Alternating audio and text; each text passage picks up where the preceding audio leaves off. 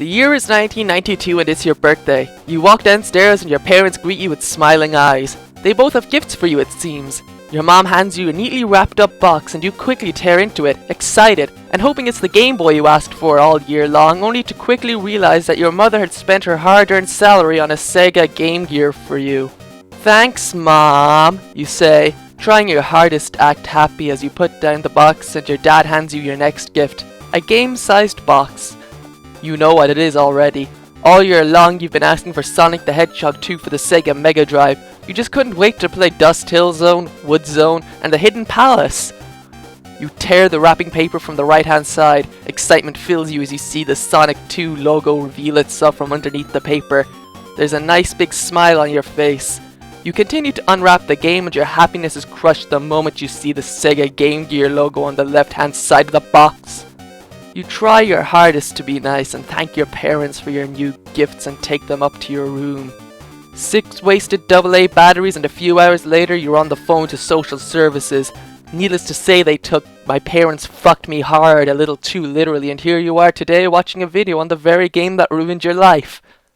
Sonic the Hedgehog 2 for the Game Gear is quite a depressing game, I have to admit.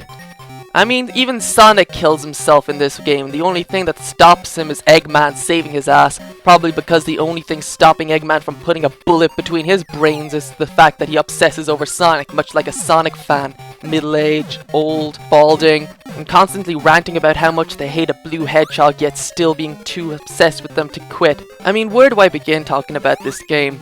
The graphics are standard, I guess. I mean, the colors are a bit depressing and dull, but that's this whole fucking game. And well, why do we start in Underground Zone? Shouldn't we have started in, you know, the Green Hill ripoff?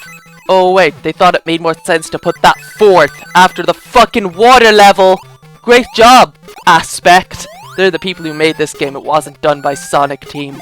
The plot to this mega adventure is that Tails has been kidnapped by Dr. Eggman, and you have to go save him. Well, you don't have to. I mean, if you don't get all the Chaos Emeralds, you don't even rescue Tails or see him at all in the game, so yeah. I mean, what's he doing? Is he just playing cards with Dr. Eggman or something? Either way, I'm sure it's a lot better than the adventure Sonic has to endure getting to this place. So far, I've just been ranting about stupid shit, but I think the real issue with this game is the gameplay. I'm not going to give it too much shit for like not having the exact same controls as the classics, because a lot of games that came after that didn't have the perfect controls as the classics, and they were still fun. I mean, Sonic 4's fun, Sonic 4 Episode 2 is even more fun, and of course, like, you have games like Classic Sonic and Sonic Generations and stuff, so I'm not going to give the game too much credit for not having the controls. One thing I will give it fucking bullshit for is having terrible level design. Look at this shit, it's like the pit from Mystic Cave Zone returned. And yes, I know this game technically came out before Sonic 2 on the Mega Drive, but this game started development after that version, so I don't give a shit. And there's no spin dash either. Great job, Aspect! The screen crunch is a huge issue in the Game Gear version. I know it's not a pain in the ass in the Master System version, but in the Game Gear version it's fucking abysmal. You have to take a huge amount of leaps of faith in this game, and just like in real life, you're just gonna end up dead. And don't get me started on the fucking boss fights. They seem really fucking simple, and they are in a way, when you kinda know what their patterns are. They're pretty easy, but when you don't, it's just gonna be a pain in the ass, like the fucking antlion who, again, the screen crunch makes a pain in the ass. And don't even get me started on this pig boss, he's annoying as hell. He sometimes tries to fake you out by making you think he's gonna do one attack but then doing another, and he's just abysmal, I hate him. Now I know what you're thinking. This is the most bitter, cringy, self-entitled shit I've ever watched. You've not changed, you won't change, and your issues do not lie in other people or the world in general. They lie in you and your shitty choices and your awful personality.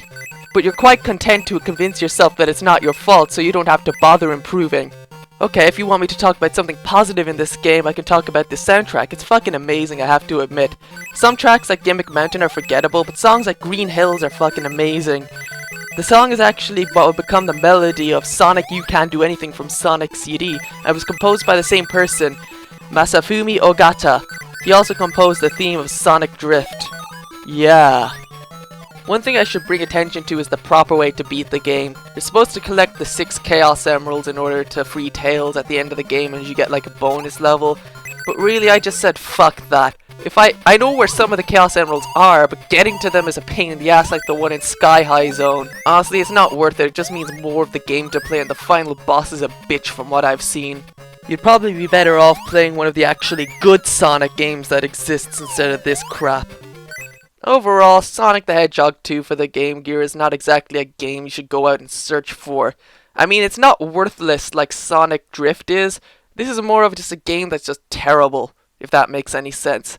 It has more worth than Sonic Drift just for being like abysmally bad and just like, I actually completed this game.